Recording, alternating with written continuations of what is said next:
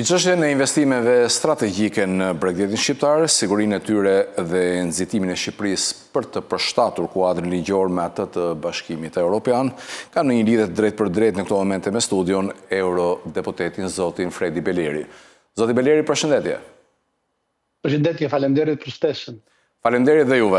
Zoti Beleri, Ministri i Turizmit Blendi Goxha tha sot se nuk ka ende asgjë konkrete për projektet që lidhen me ishullin e Sazanit apo zonën e Zvërnesit.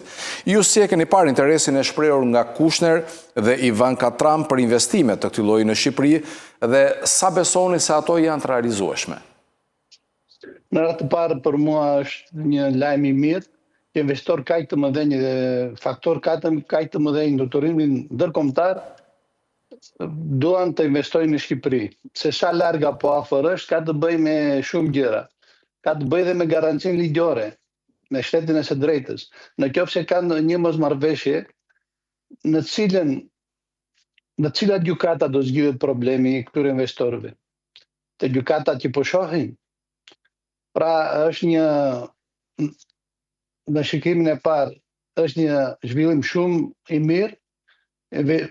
Deri tani duhet të themi se nuk ka asnjë euro investim të huaj në fushën e turizmit në Shqipëri, do jetë investimi i parë serioz, po duhet të dini që këta lloj investitorë janë shumë strikt me procedurat dhe janë shumë të vështirë për të zgjedhur dhe për të bërë biznes në një shtet që ka gjitha ato probleme që ka shteti jon, si për çështja e pronësisë, çështja e legjislacionit dhe siguria dhe barazia ligjore. Ndërkohë, si po shihen nga Komisioni Evropian investime strategjike në Rivierën Shqiptare, sepse në fakt ka shumë pretendime dhe përplasje për çështjet pronësisë në këto zona, sikurse e përmendët dhe ju.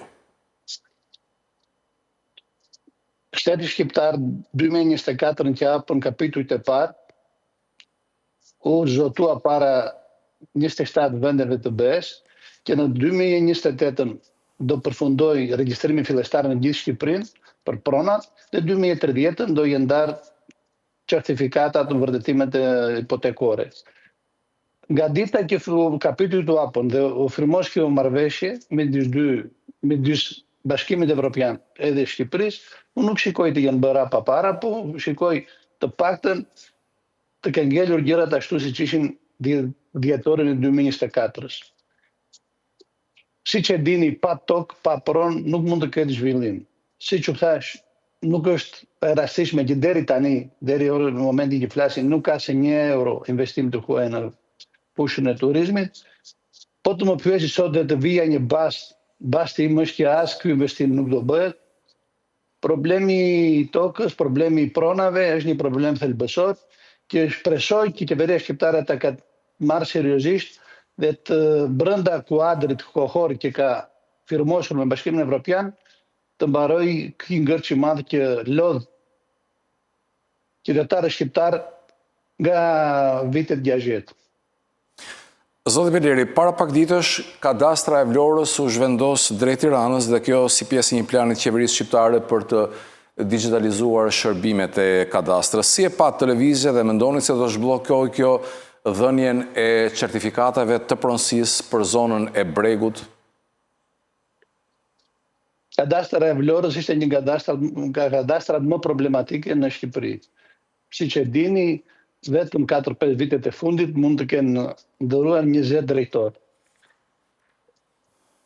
Dëgjojmë, lexojmë që të gjitha kadastrat në të gjithë Republikën kanë probleme. Tani pse u zgjodh konkretisht Vlora që të ikin shërbimet e kadastrës të vënë në Tiranë? Kryeministri tha në një pronocim që nuk ka të bëj ku do jetë kadastra godin, sepse të gjitha shërbimet do merren tani më nga Albania. Po Albania nuk punon as gjysmën e muajit. E Albania është në drejtim të paditur. Unë besoj që do vështirësohet akoma më shumë procesi i dhënies së detyrave të pronësisë.